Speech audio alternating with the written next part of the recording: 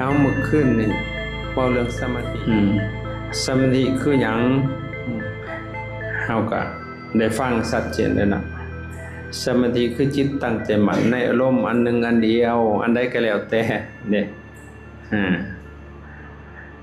หรือว่าสมาธิสมะบวกอธิสม่ำเสมอปกติตั้งมั่นอย่างยิ่งนั่นนะเป็นสมาธิสมาธิจิตตั้งใจมั่นในอารมณ์นั้นๆหรือว่าอารมณ์อันหนึ่งอันเดียวจิตเฮาหั่นนะมันไปยึดเกาะอยู่ในอารมณ์ตัวใดนะเป็นมันตั้งมั่นตัวนั้นอยู่ในอารมณ์ตัวนั้นมันบ่ไปทางอื่นนะมันอยู่ในอันเดียวอย่างเช่นเบิ่งลมหายใจมันก็เกาะอยู่กับลมสินะเรียกว่าฟังเสียงมันก็แนบแน่นอยู่กับเสียงนั่นแหละคืออารมณ์เพิ่นน่ะจิตตั้งใจมั่นในอารมณ์อันหนึ่งอันเดียวเป็นสมาธิสมาธิมีหลายขันธ์คณิกะอุปจจาระอัปปนาเป็นสั้นไปเป็นหอดสมาบัติอันนั้นคือสมาธิเป็นหยังจึงต้องทำสมาธิด้วยเพื่อมาจัดการกับจิตเพราะว่าจิตเป็นผู้พาไปตายเกิดแต่ละภพแต่ละชาติจิตดวงเดียวนี่แหละเป็นผู้ท่องเที่ยวไปในภพน้อยภพใหญ่กรรมภพหูภพอหูภพในภพทั้ง3ภูมิทั้ง4ก็คือจิตดวงเดียวเป็นผู้พาไปสิดีหรือบ่ดีก็อยู่ที่จิตเพราะฉะนั้นเฮาจึงได้ทำสมาธิเพื่อสิมาจัดการกับจิตเพื่อสิให้มันดีให้มันงามเฮาต้องได้ผ่านการอบรมสมาธิในเมื่อเฮาฝึกได้แล้วจิตมันสิสะอาดวิสุทโธบริสุทธิ์ผุดผ่องสมหิโตตั้งมั่นกัมมนิโยควรแก่การงานอโรคายะจิตบ่มีโรคอนวัสสะจิตบ่มีโทษสุขวิปกะจิตเป็นสุขโกศลธรรมุตะเป็นอยู่ด้วยสติปัญญาประกอบด้วยธรรมนั่นเองคือผลของการอบรมจิตการฝึกสมาธิในเมื่อจิตตั้งใจมั่นแล้วสิเป็นจังซี่หลังจากนั้นบาดทำสมาธิเพื่อหยังทำสมาธิแล้วสิมีผลอีก4อย่าง1เกิดความสุขในปัจจุบันทันตะเห็น2เกิดญาณทัศนะเกิดปฏิหารย์หูทิพย์ตาทิพย์ระลึกสะทนหลังได้หูวาลจิตคนอื่นสำแดงฤทธิ์ได้ที่ดำดินบินบนต่างๆมันเป็นไปได้อันนี้เป็นของสาธารณะบ่ว่าแต่พระโยมเป็นได้เบิดเลยถ้าผู้ใดเคยสั่งสมไว้แต่ว่ายังบ่ทันได้เข้าไปทำลายกิเลสอีหยังเด้อันนี้นะกิเลสแห่งกระอ้วนเด้อันใดซุมโมนิหนะแต่ก็มีประโยชน์อยู่แต่ถ้าเฮาควบคุมบ่ได้ก็มีโทษหลังจากนั้นก็สิเกิดสติสัมปชัญญะ2อันทำอิฐมันก็เป็นไปเพื่อสมถะแต่2อันที่หลังมันสิเป็นไปเพื่อวิปัสสนาอย่างเช่นทำให้เกิดสติสัมปชัญญะตัวนี้มันสิเป็นเข้าสู่วิปัสสนาพอวิปัสสนานี่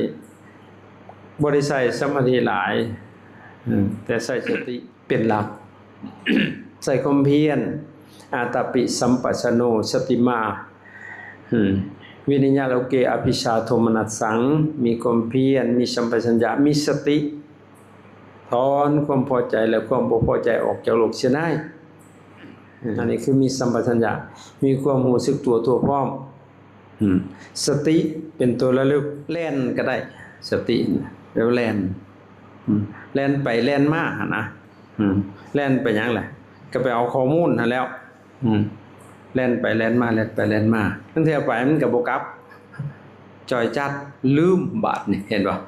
มันสิไปเอาของสมมุติเฮาไปผ่านไปลืมมันบ่มาซ้ำก็แต่ว่านั่นล่ะคือสติก็แต่ว่ามันขาดสัมปชัญญะเด้แต่หลงลืมคันมีสัมปชัญญะมันสิฮู้สึกตัวพร้อมตื่นอยู่บ่มีตลกตกใจนี่คือสัมปชัญญะเป็นไปเพื่อวิปัสสนาตัวสุดท้าย เป็นไปเพื่อความสิ้นอาสวะในการเจริญสมาธินี่ได้ก็เป็นไปได้แต่ว่าคือมีสติสัมปชัญญะมันก็สิเห็น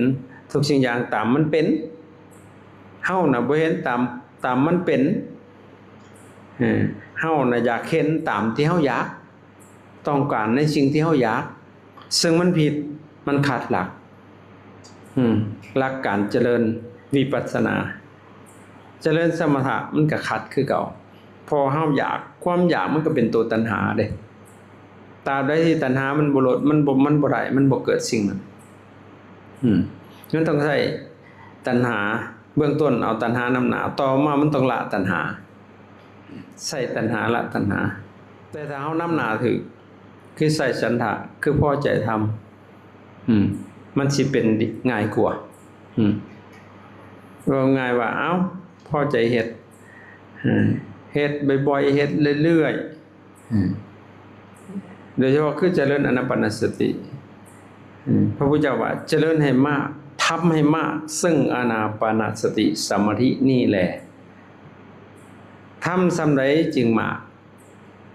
มีสติหูเมื่อทุกลมหายใจเข้าออกบ่ว่า100 หน 1,000 หนทุกลมหายใจเข้าออก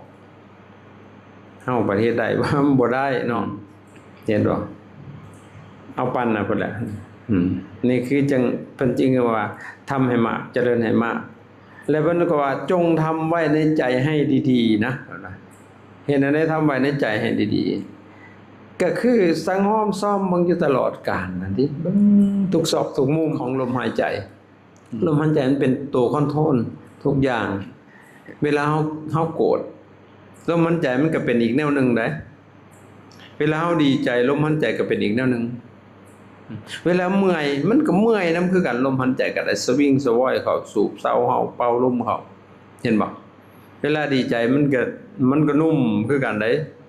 ลมหายใจหั่นนะถ้าเฮาสร้างสังเกตเฮาสิเกิดสติเกิดปัญญาสิแตกฉานบุคคลผู้สิแตกฉานในอันในธรรมนี่เขาเจ้าเก่งเรื่องการเบิ่งลมได้เขาเจ้าสิสามารถฮู้ได้สิมีอภิญญาฮู้จิตคนอื่นฮู้จังได๋เบิ่งลมนี่เบิ่งคักๆโลดสังเกตโลดคนอื่นก็คือกันกับเฮาหั่นแหละบ่แตกต่างกันดอกหันใจเข้าสองหูดังคือกันหั่นแหละเงียบมันเมื่อยมันก็เมื่อยแบบเดียวก็เฮาแหละมันดีใจมันก็ดีใจแบบเดียวดีใจแล้วก็หันใจสั่นๆคนแท้นั้นหายเสียใจแล้วก็หันใจสั่นๆงงเงียบหายคือกันหั่นน่ะเห็นบ่เวลาเราดีใจมันโลดพ้นมันสิหายเฮาก็หันใจยาวๆเลยเว้ยอารมณ์ตัวนั้นตกไปแม้แต่เสียใจมันสิหายแค่แอบไปเข้าหันใจเข้ายาวๆเศร้าเลยหยุดจึกไว้ตั้งไม้บัดอันนี้มันสิชนบ่เพิ่นสิหายเพิ่นแฮงน้อมไปหายกากเลยบัดนี่บ่นี่สามารถตัวสุดท้ายเนาะเฮ็ดให้สามารถสิ้นอาสวะได้ต่อยอดจากกำลังของสมาธินี่เพื่อสิมาเจริญวิปัสสนาเบิ่งพี่แลรูปนามขันธ์5อายตนะ12ธาตุ18อินทรีย์12อริยสัจ4ปฏิจจสมุปบาทนี่มันเป็นสายของมันเป็นได้ทั้งสมถะและวิปัสสนาจากการเจริญอานาปานสตินั่นนี่ผลฉะนี้เฮาจะเจริญสมาธิโดยวิธีใดวิธีตัวนี้สำคัญที่สุดคำถาม4คำถามตัวสุดท้ายวิธีชื่อไว้สิเฮ็ดหยังให้ตั้งคำถามคือโลดถามตัวเองนี่แล้วตอบเอาเองอีกบาดตอบมาเรียบเรียงเบิ่งมันถูกบ่วะคันยังบ่คักก็ไปถามเพิ่นผู้เพิ่นฮู้ยกตัวอย่างเฮาสิไปทำบุญนึงว่ามันควรจะตั้งคำถามอยู่ได้ทำบุญนี่ก็ได้บุญคือหยังเอ้ยว่าสิเป็นหยังจึงต้องทำบุญด้วยทำบุญเพื่อหยังและสิทำบุญโดยวิธีใดเห็นบ่วิธีมาลงอยู่วิธีอีกคันวิธีบ่ถูกเอาก็งมง่ายไปทำไปก็ได้เฮอกันไปนั่นก็ไปเฮ็ดบุญอันนั้นยอดเจ้าฟ้า จังน้อยก็ไปบุญสมโพธิ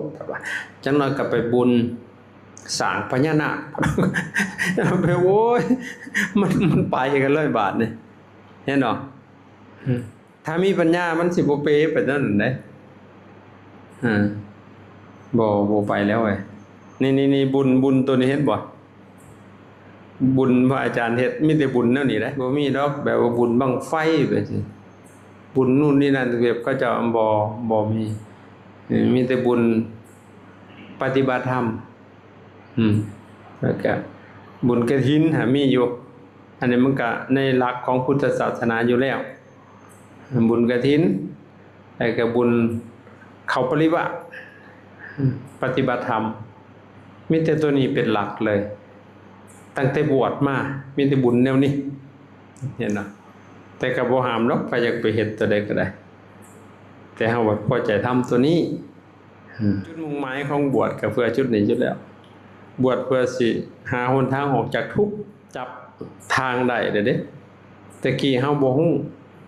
เฮาก็บวชไปซื่อๆบวชบ้าบนกันตามประเพณีหั่นนะแต่พอเฮาจับหลักได้เฮาเข้าใจจุดมุ่งหมายที่ชัดเจนแล้วเฮาก็เดินตามแล้วบัดสิเฮ็ดจังซี่ตลอดไปจนฮอดวันตายพุ่นแหละตายแล้วก็เกิดมาใหม่ก็ยังสิเฮ็ดไหมคันมันยังเกิดแต่มันคือสิเกิดอยู่ดอกเว้ยมันยังมีกิเลสอยู่มันก็เกิดเชียดใหม่อีกเฮ็ดแบบเก่านี่อันนี้กระบวนการของบุญถ้ากระบวนการของทานนี่ก็ควรถามอีกคือกันอีกทานคือหยังถามเจ้าของโลดเป็นหยังจึงต้องให้ทานทานเพื่อหยังและจะทานโดยวิธีใดนั่นเห็นบ่สุดท้ายก็มาลงที่วิธีอีกบาดฉะนี้วิธีในการฝึกสมาธิหรือว่าสมถะมันมีหลากหลายวิธีอยู่อันนี้เป็นอุบายเนาะถ้าว่าในแนวทางของสมถะล้วนอันนี้มีมาก่อนพระพุทธเจ้าเฮามาตรัสรู้อีกพวกพระฤาษีสีไพรเขาเจ้าเฮ็ดมาก่อนเพิ่นเอิ้นว่ากรรมฐานกรรมฐานมันมีสมถะและวิปัสสนาเนี่ยมันสองได้วิปัสสนานี่ถ้าพระพุทธเจ้าบ่มาอุบัติบังเกิดขึ้นบ่มีวิปัสสนามีแต่สมถะคือเป็นอุบายสงบจิตซื่อๆเฮ็ดให้จิตสงบแต่ก็บ่มีปัญญาเพื่อสิสำแดกกิเลสไปสู่ความสิ้นทุกข์ได้สูงสุดก็ไปฮอดสมาบัติ8นี่คือสมถะต่อยอดไปก็ได้อภิญญาหาแค่นั้นยังเป็นคนธรรมดาบ่ได้ทำลายกิเลสแต่อย่างใดเลยสังโยชน์10ยังปกติสักยะทิฏฐิวิจิกิจฉาศีลพัตตปรมาทปฏิฆะกามราคะรูปคะอรูปคะมานะพุทธจักรและก็อวิชชายังเบิดครบถ้วนบ่ได้ละยังได้จักโตฮอดสมาบัติ8เพราะว่ายังบ่ได้เจริญปัญญาคือเจริญวิปัสสนาวิปัสสนาคือจังไดวิแปลว่าแจ้งอัสสนาแปลว่าเห็นให้เห็นแจ้งเห็นตามเป็นจริงตามความเป็นจริงด้วยคำหนึ่งประเด็นว่าเกิดญาณทัศนะนะญาณะแปลว่าหูทัศนะแปลว่าเห็นหรือว่าเกิดยะถาภูตะญาณทัศนะยะถาแปลว่าตามภูตะแปลว่าเป็นทัศนะแปลว่าเห็นหูเห็นตามเป็นจริงเฮาน่ะบ่ได้เห็นตามเป็นจริงส่วนหลายหั่นมีแต่อยากเอาอยากเห็นบ่อยากเห็นอีกแล้วเห็นบ่ในเมื่อมันเห็นแล้วได้สัมผัสตัวนั้นแหละพอติดใจบาดเห็นบ่อย่างเช่นความสงบเนาะมันสุขไปเป็นเจ้าของความสุขเสียเองเลยบาดเห็นนะอันนั้นมันบ่ได้เห็นตามความเป็นจริงสุขมันก็เป็นเพียงเวทนาซื่อๆสุขะปฏิสังเวทีเพิ่นยังว่าหั่นเด้อัสสะปัสสะสิสามิติสิกติฮู้ความเฉพาะซึ่งสุขบ่เที่ยงดอกสุขก็ได้ฮู้ซื่อๆว่าสุขซื่อๆแต่อย่าเข้าไปสุขเห็นบ่ ปิติเกิดขึ้นก็ฮู้ว่าปิติเป็นความเอิบอิ่มในจิตซื่อๆแต่อย่าเข้าไปพอใจในปิติเห็นป่ะบ่พอใจเกิดขึ้นฮู้ว่าบ่พอใจซื่อๆอย่าเข้าไปเป็นผู้บ่พอใจมันบ่ได้ง่ายอีกเด้อันนี้นะหลงเข้าไปโลดแหละส่วนมากนะมีแต่อยากได้ตัวมันสุขนั่นแหละเกลียดตัวมันทุกข์เข้าใจบ่บ่อยากเห็นบ่อยากพออันนั้นแหละโตตัณหาถ้าสุขก็เป็นภาวะตัณหาตัณหาในความมีความเป็นนั่งไปเมื่อไม่ผัดบ่เป็นบัดทุกข์บัดเซ็งเลยบัดอ้าวของเพิ่นอยากได้ตัวนั้นเด้จะได้อารมณ์ตัวนั้นน่ะเพิ่นบ่ฮู้ซะว่ามันบ่เที่ยงมันเกิดเองมันดับเองครับนั่นแหละคือปฏิบัติผิดมันบ่เห็นตามความเป็นจริงเห็นตามความเป็นจริงคือเห็นอารมณ์ต่างๆนั่นแหละที่มันผุดขึ้นธรรมอารมณ์นั่นแหละฮู้แล้วก็ปล่อยแล้วไปเฮ็ดหยังบัดก็อยู่กับลมหายใจอยู่กับลมหายใจหั่นแล้วถ้าลมหายใจหายไปได้อยู่กับหยังอยู่กับตัวฮู้บาดนี่ก็ฮู้ซื่อบ่ต้องเข้าไปพอใจนำมันอีกมันพอใจก็จะว่ามันฮู้เฉยๆว่ามันพอใจมันบ่พอใจก็ฮู้ว่ามันบ่พอใจบ่ต้องเข้าไปเป็นผู้บ่พอใจว่าง่ายๆว่าบ่ต้องลงไปเล่นเองเบิ่งหนังแล่นลงไปเป็นนางเอกนำเขาเสยเพิ่นน่ะแล่นไปเป็นพระเอกแล่นไปเป็นตัวโกงอีกลังเทื่อก็ได้เห็นนางเอกมันงามหรือว่ามันดีหั่นนะมีผู้หนึ่งมาทำนางเอกพิษใจเพิ่นอย่างใหญ่นั่นแหละคือลงไปเล่นซะเองเข้าใจบ่ปกติเฮาเบิ่งซื่อๆบ่ต้องสนกับมันคือกันกับหงายท้องขึ้นเบิ่งเมฆไหลด้านไปบ่พอใจเมฆมันคือบ่ไหลมาทั้งปีวะหมายมันสิไปเจอกระยาหัวแม่มันตัวก็ฮู้ซื่อๆมันไหลก็สันได้ก็ฉะนั้นแหละนี่คือเห็นตามเป็นจริงบ่ต้องสนใจเห็นเฉยๆต่อให้เป็นพระพุทธเจ้ามาก็บ่ต้องสนใจเห็นบ่พอจิตมันเริ่มสงบมันเกิดนิมิตโลดได้มันเป็นหันเป็นนี่โลดได้บาดเอาละบาดมันแม่นอีหลีบ่วะอยากพิสูจน์แน่หลงทีบแล้วมันตกที่หูแล้วบาดแม่นขนาดได้เพิ่นว่าบ่น่ะขี้โมมันหลอกตัวน่ะอุปกิเลสทั้งเบิดแล้วน่ะเข้าใจบ่มันหลงนี่แหละผู้ปฏิบัติธรรมหลงทีบในสมาธิเนี่ยอันหลงหัวปิ่นหัวหมุนอยู่นี่นะคันมานั่งก็อยากสงบบาดตั้งใจเอาบักคักแน่จ้างอีกก็มันสิไปสงบเห็นบ่มันเฮ็ดบ่ถูกแนวเพราะนั้นฟังให้มันชัดเจนที่ว่าอาจารย์ก็ว่ามันเอาคักแน่ยกเจือได้ไว้จนเบิดตับเบิดไตก็บ่แฮงเลยมันเป็นหยังเขาก็มาเว้าสู่ฟังย้อนว่าอยากให้เห็นภาพหั่นนะอาจารย์บ่แม่นว่าเลยอยากเป็นอยากเป็นเนาะบ่ให้ฟังเห็นนั้นมันเป็นจังซี่แหละสำคัญที่สุดคือวิธีทำนี่ตัวนี้สำคัญที่สุดเอาตามกระบวนการของสมถะมันหลายได้แหละอารมณ์ของสมถะมี40บ่ชื่อกะยาขอให้ฟังพี่แหละตั้งแต่หมวด7หมวดหมวดกสิน10เห็นบ่คือเพ่งได้บาดเนี่ยนั่งเพ่งให้เอาอุปกรณ์อย่างต่างๆและบาดวัตถุต่างๆแหละเสียมาเป็นจุดตั้งหั่นนะเป็นหลักว่าซั่นเด้อให้จิตของเฮาไปเกี่ยวข้องในสิ่งนั้นว่าซั่นไปไปผูกไว้ในหั่นอย่างเช่นปัทวีกับชินก็คือขี้ดินเนาะปัทวีแปลว่าขี้ดินเขาเจ้าก็เฮ็ดเป็นสีอรุณแปลว่าขี้ดินสีอยากคล้ายๆคือดวงอาทิตย์สีออกแดงๆกับบ่แดงปานใดหั่นนะเขาเจ้าอาชีพปั้นเป็นรูปวงกลมแล้วไปวางไว้ในระยะที่พอมันเหมาะหั่นนะเฮาเลี้ยวเบิ่งนี่บ่ไกลเกินไปและสาดสายตาไปจ้องอยู่ในจุดเดียวอันนี้มันได้มาจากพวกพฤาษีดอกพฤาษีเขาจะเฮ็ดเองโดยเป็นธรรมชาติแต่ก่อนมันหลายอยู่ประเทศอินเดียมันเป็นศูนย์รวมของลัทธิเลยเห็นบ่พระเจ้าจึงไปอุบัติบังเกิดขึ้นหั่นคนขี้หูดสามานก็อยู่หั่นคนดีก็อยู่หั่นคนชั่วก็อยู่หั่นสกปรกสะอาดอยู่หั่นบัดทุกครบวงจรเป็นศูนย์รวมของลัทธิเลยโดยเฉพาะคือเมืองวาราณสีเนี่ย พระนศีเมืองคนที่เมาเลยนะเมาอย่างเมาเพราะเมาลัทธิต่างๆเลยนะพระนศีนะพระฤาษีเมาเหลาอย่างเมาเมื่อคนเมาพดเมาลัทธิข้างเลยนะพระพุทธเจ้าจึงไปอุบัติบังเกิดขึ้นอยู่ประเทศอินเดียชมพูทวีปมันตะกี้มันกวมเบิด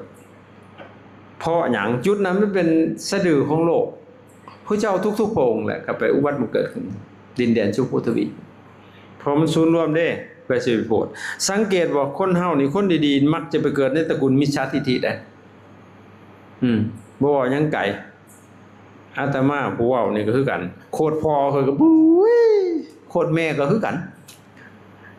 เขาบ่ได้อ่อนซ้อนนำเด้อค่อยมาบวชนี่นั่นมืดตึ๊บบ่แม่นแฮมคำนึงไปหาดับค่อยบวชมา27ปีนี่แหละญาติข่อยนั้นมีบ่กี่คนที่สิมาหาข่อยโคตรพ่อก็คือกันโคตรพ่อนี่เองบ่เห็นจ่อยโคตรแม่ก็คือกันมีละคนนี่แต่ข่อยก็บ่ได้สนดอกคันเข้าบ่สนเฮาก็บ่ได้สนเฮาก็บ่ได้ฮ้อนหั่นนะคันเข้ามาถามเป็นตาซ้อนได้ก็ซ้อนบ่ได้สนน่าเห็นบ่มันไปเกิดอยู่ในตระกูลจังซี่ได้ไปเห็นญาติพ่อแม่คนอื่นโอ้ยเนาะเขาเจ้าคือง่ายหั่นนะบัดเฮาอยากโพดญาติเฮานี่ยากพระพุทธเจ้าว่าสอนยากอีหลีคือญาติเจ้าของแม่นเพราะว่าเขาถือว่าเฮานี่เป็นลูกเขาน่ะอยู่ก็ง่ายเฮาเกิดน้ำหลังเฮาก็คือเฮาจังซี่แหละเขาบ่ฮู้ได้ว่าเฮาเปลี่ยนแปลงอีหยังมาหั่นน่ะพัฒนาคัดเก่ามาเขาบ่ได้ฮู้เลยอย่าคู่ก็คืออย่าคู่หั่นแหละเขาดีบ่ดีเขาว่าโอ้ยบวชเฮ็ดหยังเบิดปัญญาแล้วบ่ไปบวชโอ้ยขี้เดียดผู้มีปัญญาใหญ่เด้ว่ามันเลยปัญหาโง่มาหาเฮาโอ้ยปัญญาตายบ่สิมานั่งให้อยู่แนวนั้นก็เลยว่าโง่ตัวนั้นก็เลยไหนบวชเอาหยังเขาว่าสิไปหาเงินหาค่ำคืออ่อนซ้อนมันสิไปหามันยากยังนั่งอยู่ซื่อก็ได้ตัวคันจักได้ก็เลยว่าโอ้ท่าสิซุเพิ่นอีกผู้มีปัญญาหั่นนะว่าสุดท้ายก็ทุกข์หัวหลอนหัวหลอกทุกข์นำลูกทุกข์นำผัวนำเมียทุกข์เพราะปากอยากเพราะท้องมาปองเลี้ยงมามตนแน่ว่าผู้มีปัญญาทุกข์เนาะก็เลยว่าญาทานสารีบุตรญาทานโมคคัลลาก็ไปเกิดในตระกูลจังซั่นได้เพื่อหยังเพื่อสิโพดเขาเจ้าเต้มาเบิ่งครูบาอาจารย์หลวงพ่อใหญ่มองเพิ่นไปตั้งวัดอยู่หั่นอุ้ยแถวน่ะก็มีแต่มิจฉาทิฏฐิบ่ได้อ่อนซ้อนนำเพิ่นเด้คนที่มาหั่นมีแต่คนไกลๆอาตมาก็คือกันเจ้าสิเห็นบ่คนนำไกลๆนี่หาบแหละคันมาก็คนใกล้ที่แสนไกลโลดแล้วมีแต่คนไกลๆนี่มาแต่สวรรค์พุ่นมาแต่เวียงจันทน์พุ่นมาแต่อัตตปื้อพุ่นมาแต่พุ่นสุขุมมาปากเซ่พระนี่คือกันนี่น่ะมาไกลแต่ยาอุดมนี่แล้วบ่ไกลบ่ได้ได้ผูกไว้ล่ะ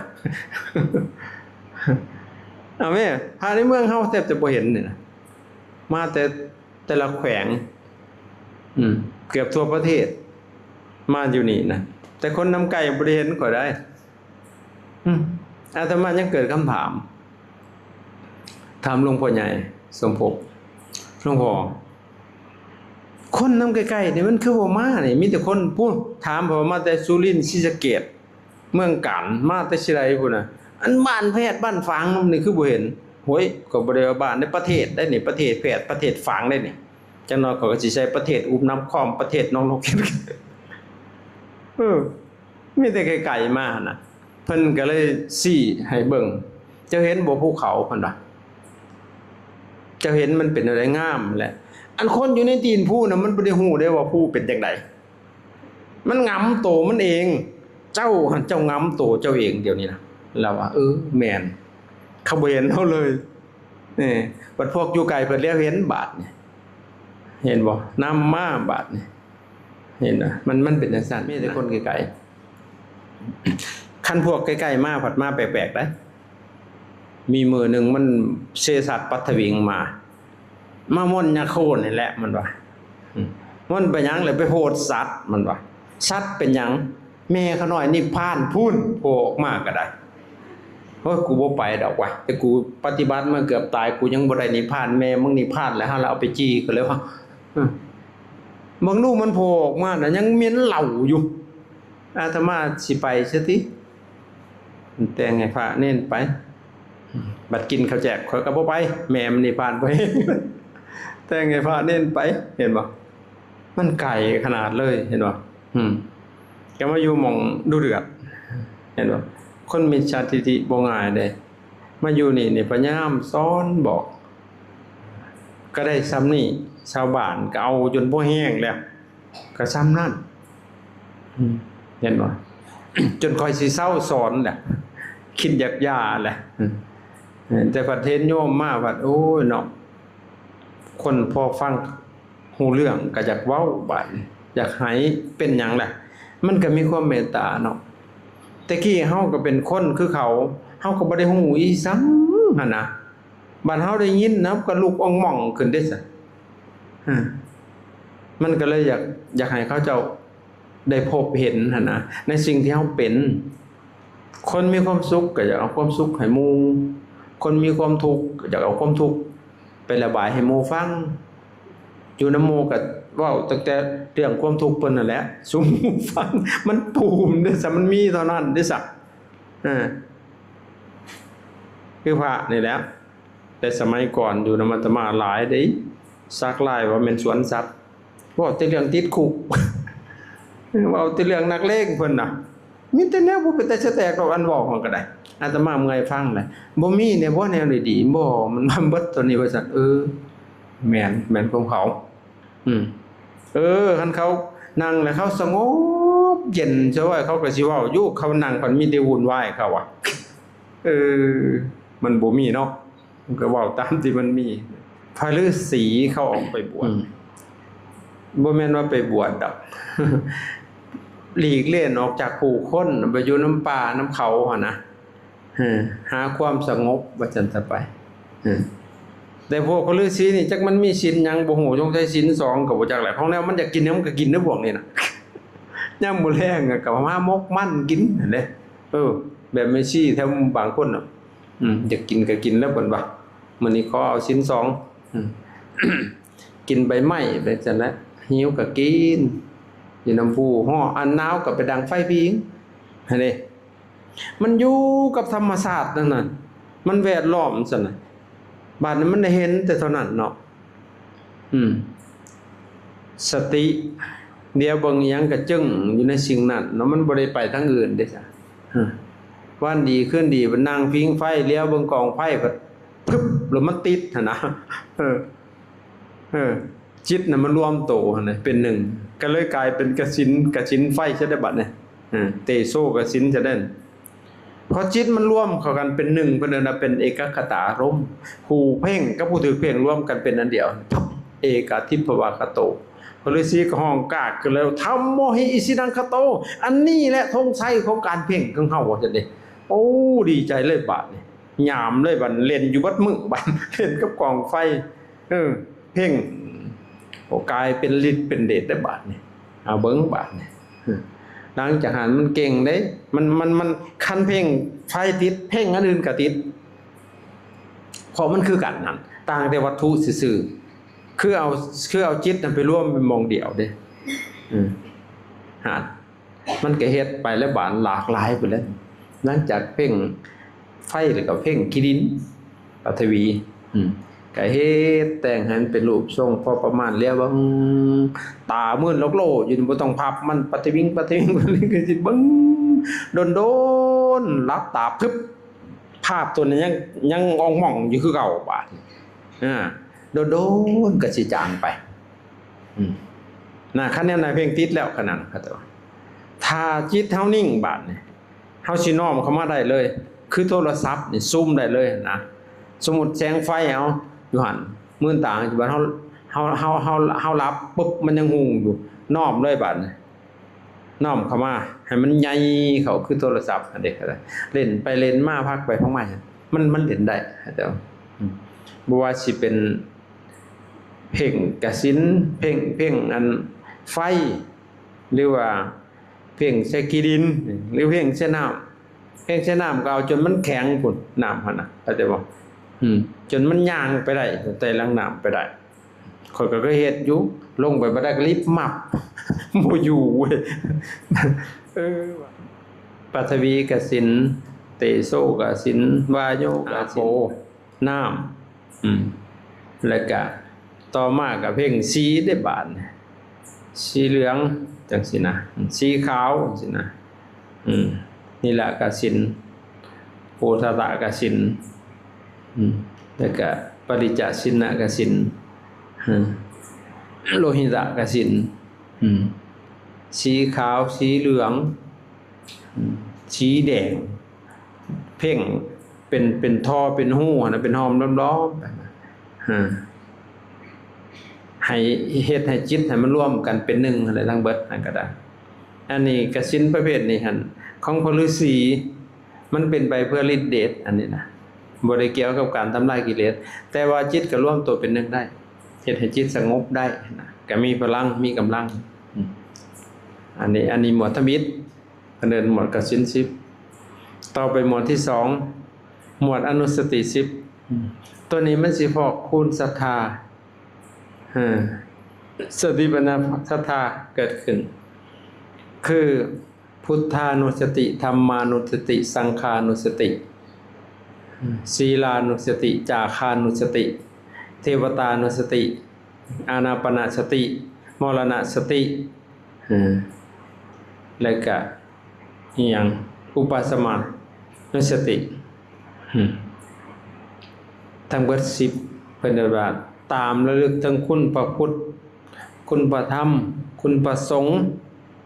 อยู่เนืองๆในบทสูตรเฮานี่แปลเบิดนั่นพุทธคุณนั่นตามระลึกถึงคุณของพระพุทธเจ้าพระเจ้าเป็นพระอรหันต์เป็นผู้ประเสริฐตรัสรู้เองเป็นครูสอนของเทวดาและมนุษย์ทั้งหลายเป็นผู้จำแนกแจกธรรมเฮาคิดพิจารณากลับไปกลับมามันสิเกิดศรัทธาคนหลุดคนปองเฮ็ดให้จิตสงบได้นั่นก็ธรรมานุสติสวากาโตภควตาธัมโมพระธรรมอันพระผู้มีพระภาคเจ้าตรัสไว้ดีแล้วมันแปลได้มันจะเข้าใจมาสันทิฏฐิโกอากาลิโกเอหิปัสสิโกโอปนาญิโกปัจจตังพิจารณากลับไปกลับมาทำพระผู้มีพระเจ้าตรัสไว้ดีแล้วเห็นได้ด้วยตนเองแต่ก็ปฏิบัติได้ให้ผลได้บ่จำกัดการเวลานี่น้อมนึกไปอยู่จังซี่นะมันก็สิเกิดปิติทำให้เกิดปิติเกิดประโมทเฮ็ดให้เป็นสมาธิได้ต่อมาอีกสังฆานุสติตามระลึกถึงคุณพระสงฆ์สุปฏิปันโนเป็นผู้ปฏิบัติดีอุสุปฏิปันโนเป็นผู้ปฏิบัติตรงยายะปฏิปันโนปฏิบัติเพื่อทำเพื่อจะออกจากทุกข์สามัจฉิปฏิปันโนปฏิบัติสมคว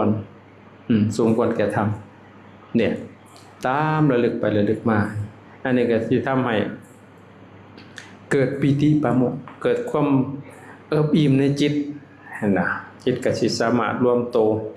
เป็นหนึ่งเป็นสมาธิตั้งมั่นเป็นสมาธิได้ต่อมาก็ศีลานุสติตามระลึกถึงศีลของตนอยู่เนืองๆคิดเบิ่งแต่เฮาบวชมาเฮาผิดศีลจักเทื่อเฮาเฮ็ดหยังที่แนวมันผิดศีลหายแฮงนะ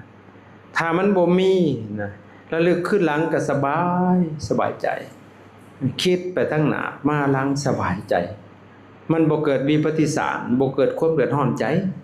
เห็นบ่ต่อมาอีกเทวตานุสติตามระลึกถึงคุณของเทวดาอยู่เนืองๆจริงๆแล้วตามระลึกถึงคุณธรรมของคนที่ทำให้ไปเป็นเทวดามีหยังคุณธรรมของเทวดามีหิริมีโอตตัปปะหิริคือความละอายสิเว้าบ่ดีก็ละอายเสียดบ่ดีก็ละอายเอาเปรียบหมู่ก็ละอายนี่เฮาบ่มีหิรินี่ก็แย่คือกัน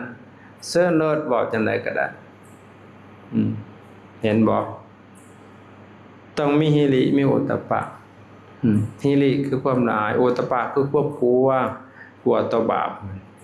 มันก็บ่ได้ทำบาปเลยเนาะมันมี2ทำ2ข้อนี่ก็เป็นเทวดาแล้วยังบ่ทันตายก็เป็นเทวดาแล้วถ้ามีทำ2ข้อนี่ต่อมาอีกจาคานุสติตามระลึกถึงผลทานอยู่เนืองๆจาคะนี่แหละทานเป็นเอาผลทานมาเป็นบริวารแวดล้อมจิตเฮ็ดหยังเฮาเคยเฮ็ดเกื้อกูลหยังมันสิจิตมันสิซื่นตัวนี้ก็ได้ร่วมนำเพิ่นได้ทำนำเพิ่นบ่ได้ทานก็ได้ซอยเหือซอยแห้งเอาเหือแห้งเฮามีบ่แม่นปุนปันให้ตามมาทานย่อมม่วนเอาแห้งงานบริจาคมันเป็นบุญคิดใส่คุณงามบุญดีเดียวทำจิตก็ผ่องใสจะสามารถตั้งมั่นเป็นสมาธิได้หรือว่าพิจารณาถึงความตายก็ได้สิอยากนอนอยู่บ่นี่นั่งอยู่เงานอนก็ตายได้เด้นี่ว่าสินะนอนอยู่ก็สิไหลตายได้จังซี่นะเอานึกแต่เรื่องตายหั่นน่ะมันใหญ่เป็นปุ่มเป็นโงนขึ้นมาพุ่นกินหลายก็ตายได้นี่ว่าสิเอาขี้คร้านก็ตายดูก็ตายเราพิจารณาอยู่ถึงความตายนี่ตายได้ทุกเมื่อ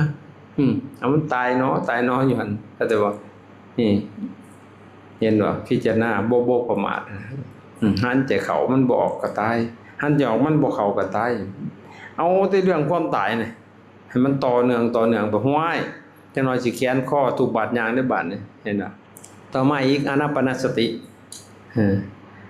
ตัวอานาปานสตินี่เป็นได้ทั้ง2อย่างเรียกว่ามีในหมวดนี้ด้วยคือเบิ่งลมหายใจเข้าออกตัวนี้เหมาะกรรมฐานตัวนี้เหมาะกับคนทุกเพศทุกวัยคนเฒ่าก็หันใจคนป่วยก็หันใจเด็กน้อยก็หันใจมันสบายลมหายใจบ่เป็นที่ตั้งแห่งความขี้เกียจขี้ข้านขาดกรรมฐานแนวอื่นเฮาสิขี้ข้านเฮ็ดได้เนาะโอ้ยขี้ข้านเฮ็ดแล้วก็เศร้ามีอยู่บ่โอ้ยขี้ข้านหันใจได้เศร้ากว่าจักมื้อมีสิบ่มันก็หันใจอยู่หั่นแล้วเฮ็ดเวียกมันก็หันใจเอาหูเมื่อลมหายใจเข้าหูเมื่อลมหายใจออกซ้ำนี่ก็สิขี้ข้านได้บ่ไปเนาะสอนนอนหันใจก็สิบ่ได้เนาะมีสติหูซื่อๆหั่นนะถ้าละเอียดไปก็ฮู้ว่ามันเข้ายาวก็ฮู้ว่าเข้ายาวเข้าสั้นก็ฮู้ว่าเข้าสั้นออกยาวก็ฮู้ว่าออกยาวถ้าสิเอารายละเอียดเข้าไปนะแต่ถ้าขี้ข้านก็ฮู้เมื่อมันเข้าเมื่อมันออกก็พอโอเคก็สงบได้เบิ่งแบบนึงมันก็เป็นสมถะแต่ถ้าเบิ่งแบบนึงมันสิเป็นวิปัสสนาท่านได้ว่าอารามณูปนิชฌานเพ่งแบบนึงมันเป็นสมถะอารามณูปนิชฌานเป็นสมถะเพ่งไปให้จิตนั้นไปอารมณ์เดียวในลมหายใจแต่เพ่งแบบนึงบาดนี่มันเป็นวิปัสสนาลักขณูปนิชฌานอันนี้เป็นวิปัสสนาเพ่งเบิ่งลักษณะของลมมันเป็นจังไดลมแห้งมันเกิดปฏิกิริยาใดลมเบาเกิดปฏิกิริยาใดลมเหย้าเกิดปฏิกิริยาใดเบิ่งน่าเห็นบ่มันก็สิเกิดปัญญาฌานแปลว่าเพ่งสมบัติอันนั้นเพ่งเข้าไปแล้วเป็นสมบัติของการเพ่งแต่ว่าเป็นสมาธิแล้วนะท่านจึงเรียกว่าสมบัติทั้งหมดมันมี8ในปุถุชนเห็นนะถ้าเป็นอริยเจ้าเป็นถึงขั้นอนาคามีเห็นได้อีกคือนิโรธสมบัติเห็นบ่ถ้าเป็นปุถุชนก็ได้อภิญญาหาถ้าได้บรรลุธรรมเป็นพระอรหันต์กับได้อภิญญา6บัดตัวที่6แล้วไปอสวัคคยญาณอันนี้คือหมวดลมหายใจเบิ่งลมหายใจง่ายตัวนี้นะเบิ่งมันอยู่กับเฮาแต่ถ้าเฮาเพ่งเข่งจนเกินไปมันก็สิพุ่งเบิ่งแบบธรรมดาถ้าเบิ่งเป็นนะเบิ่งแบบนึงนี่ทุกข์เบิ่งลมเบิ่งแบบนึงนี่สุขเบิ่งแบบปล่อยธรรมดามันเบาแล้วมันก็สุขมันเย็นบัดแล้วนะแต่ถ้าเฮาเบิ่งแบบเข่งจ้องมันสิกดเนาะเบิ่งไปเท่าใดมันสิออกฮ้อนออกร้อนทุกข์บัดมันสิเกิดทุกข์ในลมหายใจแต่ว่ามันทุกข์มันดีเด้แต่เฮาพัดบ่เอาได้บัดโอ้บ่มักแท้ๆบัด เอามันดีตัวผู้เจ้าจึงว่าให้เห็นอริยสัจให้เห็นทุกข์อันเด้ซะมันจักสาวหาเหตุเฮาว่าคันทุกข์แล้วนึกว่าบ่เอาโลดพระนั่งสมาธิบ่ถูกเนาะบัดพาเฮ็ดแนวอื่นบัดอยู่เฮ็ดได้เด้อน่ะจิตของเฮามันบ่มักนะมันก็เลยทุกข์นี่ได้นางดนไปนี่ก็โอ๊ยเพิ่นคือนานเศร้าแท้บัดนี่มันอยากไปได้บัด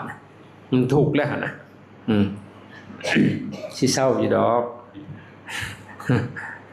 บอกให้มันจบซะก่อนสิเศร้าอยู่ดอกนี่หมวดนี้มีอานาปานสติต่อมาอุปัสสมานุสติตามระลึกถึงคุณพระนิพพานอยู่เนืองๆเพิ่นว่านี่หยังละคุณพระนิพพานจริงๆตามระลึกถึงความสงบมันอยู่เนืองๆเวลามันสงบก็ฮู้ว่านี่สงบนี่ก็สงบนี่สงบให้มันนิ่งเข้าไปในความสงบนะเห็นป่ะอยู่เนืองๆอันนี้หมวดตัวนี้จะทำให้เกิดศรัทธาเพิ่มพูนพอกพูนศรัทธานะต่อมาอีกหมวดอสุภะ10ตัวนี้สิเป็นไปเพื่อทำลายพวกที่กามราคะเพียงแห้งคือเบิ่งของบ่งามหั่นน่ะเพิ่นเอิ้นอสุภะแปลว่าบ่สุภะแปลว่างามบ่งามเพ่งซากศพหั่นเด้นี่แหละศพคนตายแต่ซุมื้อนี้มันบ่ได้เพ่งดอกเขาจะเอาไปเข้าโรงเขาไปเผาแล้วแต่อยู่ประเทศอินเดียเขาจะไปทิ่มอยู่คนตายโดยเฉพาะคือขอทานตายทิ่มอยู่แล้วบ่ได้มีผู้ใดมาเบิ่งหั่นน่ะน้ำกองขยะหั่นพระตะกี้มันไปเพ่งเบิ่งศพพี่แล้วศพมันล่มขึ้นพองมันไข่หั่นน่ะเขียวๆหั่นน่ะศพขึ้นพองศพน้องไหลศพอาบไปด้วยเลือดศพแปลกละเอียดจังซี่นะศพเหลือแต่กระดูกจังซี่นะศพถูกสัตว์กัดกินกระจัดกระจายจังซี่นะเห็นด้วยเพ่งอันนี้คือหมวดอสุภะ30แหละเห็นบ่แล้วแต่บ่ลงรายละเอียดต่อมาอีกหมวดพรหมวิหาร4แล้วก็หมวดอรูปฌาน4เป็นเท่าใด38บ่เอาก็ได้เนาะอรูปฌานก็คือสิเข้าใจยากอยู่ดอกแล้วก็หมวดอาหารปฏิกูลสัญญา1จตุธาตุวปทาน1รวมกันพอดี40อันนี้คืออารมณ์ของสมถะล้วนๆเลยแต่บาดนี้พอเจริญสมาธิด้วยการเจริญอานาปานสติหลักของพระพุทธเจ้าคณะเฮ็ดถูกนะส่วนหลายเฮาย่านเฮาบ่เฮ็ดเฮาเฮ็ดน้อยๆเด้แล้วเศร้าหั่นน่ะเมื่อยแล้วก็ย่านะบ่ได้เด้ขน้อยมันต้องเฮ็ดให้ติดต่อกันต้องเฮ็ดตอนเฮาเฮ็ดทำอิฐมันบ่เป็นดอกเพราะว่าเฮายังมีความอยากอยู่มันยังบ่พอดีเข้าใจบ่เพราะสมาธิมันบ่เรื่องคิดพอดีผู้ที่อยากได้นี่สิบ่เป็นเฮ็ดได้เล่นในหัวไปมันพอดีของมันเพราะหยังอาจารย์สังเกตบางคนที่มันเป็นง่ายๆบ่ถามได้เฮ็ดคือคล้ายกันเนี่ยคืออาจารย์เฮ็ดนี่อาจารย์เฮ็ดไปนำกันหมู่4 5องค์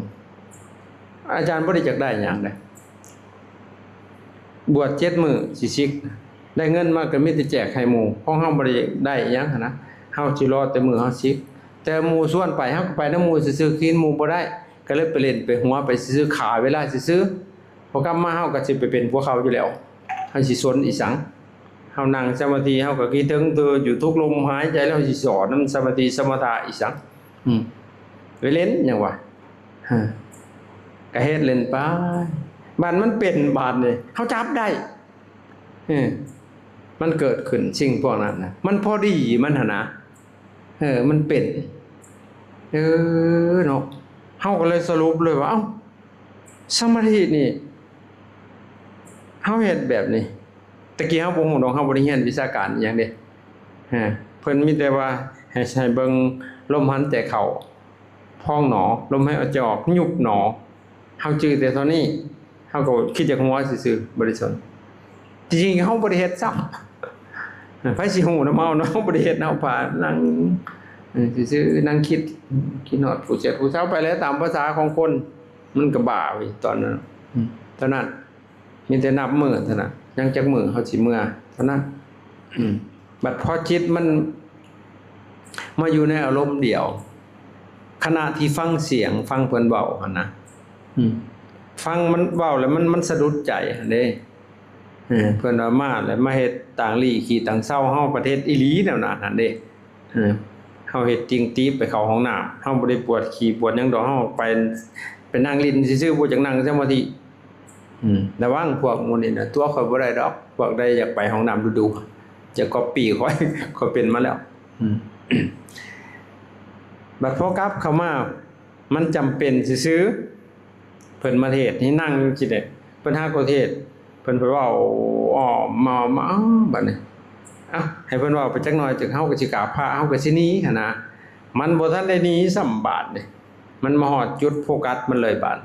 เพิ่นว่าบ่แม่นสิมาเฮ็ดต่างลี่ขี้ต่างเช้าจิบหายแล้วเพิ่นฮู้จิตกูคักๆบาดนี่ว่ารถจึ้งอยู่ในหั่นแหละอันขี้ต่างเช้าหั่นนะเพิ่นต้องฮู้คือความคิดเฮาแหละฮู้จิตเฮาแหละเพิ่นเว้าไปมันฟังโดยอัตโนมัติเลยบาดมันบ่ได้เบิ่งลมเบิ่งแรงอีหยังเด้ฟังเพิ่นเว้าอย่างเดียวเลยอินเข้าไปลมก็น้อยลงลีเข้าปึ๊บเรียบร้อยบาดเห็นบ่เรื่องหยังเฮาสิบ่เข้าใจบาดนี่มันบ่แม่นตั้งแต่ฟังเสียงบาดนี่เฮาสิเฮ็ดจังได๋ก็ได้อันสมาธิเฮาสิเลี้ยวเบิ่งต้นไม้ก็ยังได้เด้เดี๋ยวนี้เว้าคำเดียวหั่นต้นไม้อยู่หั่นเบิดมื้อในที่สุดลืมเบิดอันอื่นน่ะไปอันเดียวหั่นมันเป็นสมาธิตัวน่ะคันไผอยากฮู้ไว้ก็ผีหลอกก็เป็นสมาธิจิตท่านบ่ได้คิดถึงผู้ใดตอนผีหลอกย้านไปกับบักย้านอย่างเดียวเลยแล้วครับจนเป็นอันเดียวกันเข้าใจว่าผู้ย้านกับผู้ถูกย้านเป็นอันเดียวกันเลยกึบเลยแข็งกระเด้เลยบัดนั่นแหละเข้าใจบ่แต่ว่าสมาธิแบบนี้มันเป็นมิจฉาสมาธิเข้าใจบ่แต่มันก็เป็นสมาธิเย็นสวายคือกันแต่ออกมามันก็สิต่างกับสัมมาสมาธิ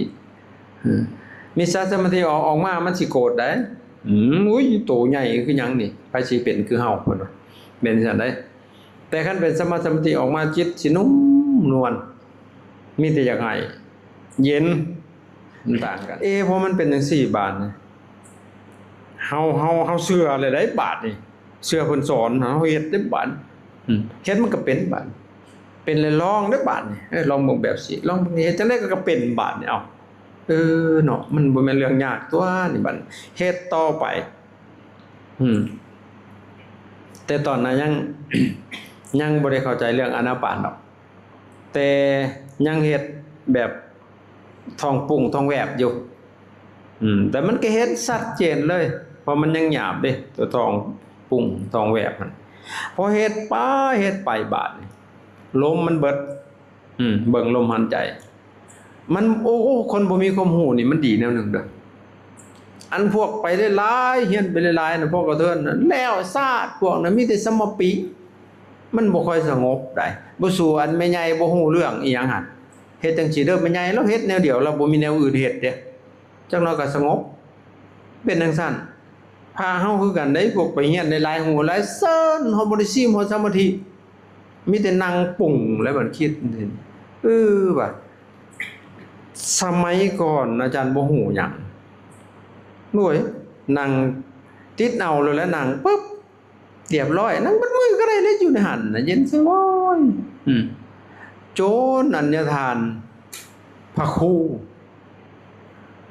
แต่บ่ขอเอ่ยนามเพิ่นจบประโยคเก่าคนใดเพิ่นว่าครูบา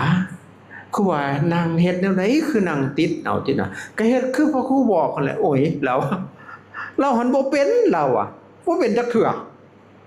นั่งไปนะบ่เป็นน่ะมีเทื่อนึงแล้วอ่ะนั่งอัน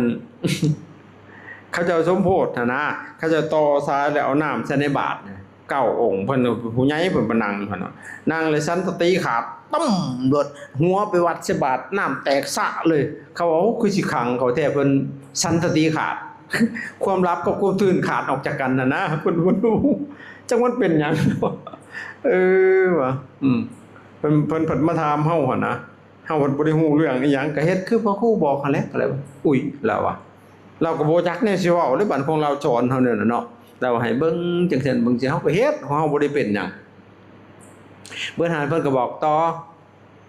ยืนเดินนั่งนอนพูดคิดทำกิจอะไรกำหนดรู้เท่านั้นความรู้ข่อยมีสิมีอีหยังบ่ได้เรียนอีหยังมันเฮาเป็นบัดแต่บัดมันเป็นมันเอามาใช้บัดเข้าใจบ่เฮาก็ศึกษาเฮาก็เบิ่งวิธีของมันเบิ่งสิมันเป็นแนวนี้บัดจื้อไว้ถ้าว่าเฮ็ดอีกแบบนี้ได้มันเป็นอีกแบบซี่เบิ่งล่มแบบนี้มันสิเป็นจังซั่นหรือว่าให้เขากำหนดแบบซี่มันสิไปออกหันมันสิเป็นจังซี่จังซี่โอ้ยข้อยฮู้เบิดแหละเฮ็ดให้มันให้กากๆก็ได้ตกเห็นมันย้านผีมันก็ย้านได้พวกหมู่นี่น่ะมันบ่แม่นเรื่องยากเข้าใจบ่เห็นบ่เฮาของเฮาฝึกมาแล้วเฮาเฮ็ดเฮาเบิ่งเข้าใจบ่มันก็เป็นอันนี้คือ การทำสมาธิพอมันติด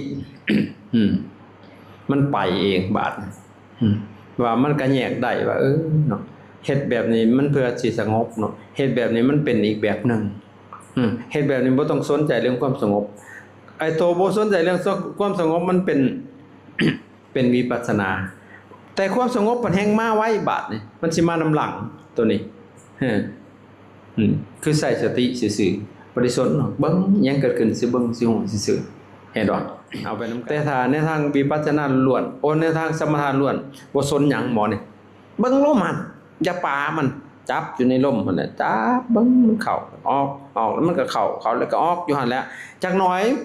มันสิลืมดอกจิตเฮามันสิคอยถอนมันลืมความอยากเป็นอีหยังหั่นนะแต่มันสิจ้องเข้าไปอยู่กับลมติดกันเลยบาดมันสิติดกับลม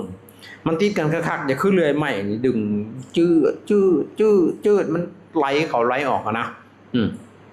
หาลังเทื่อเห็นฮอดลมบ่ได้บาดเห็นลมมันสิเป็นควัน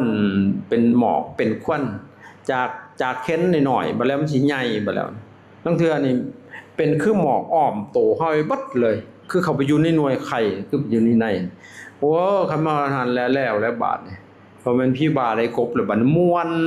ยิ้มอยู่ผู้เดียวแหละคนอื่นเขาสิทุกข์สิหยังบ่เพิ่นน่ะตาใสมองหล่องนั่นแหละเกิดศรัทธาอย่างใหญ่หลวงเลยคันเป็นจังซี่นะแล้วซาดอันสิเป็นนั่งเงานอนแนวนี้นะบ่มีเมื่อยนั่งเบิดมื้อก็ได้เฮ็ดจังได๋ก็ได้คันเป็นจังซี่แต่ว่าเฮาเฮ็ดเฮาวางจิตบ่ถูกบางทีเฮาก็เข่งมีแต่อยากมันคมมั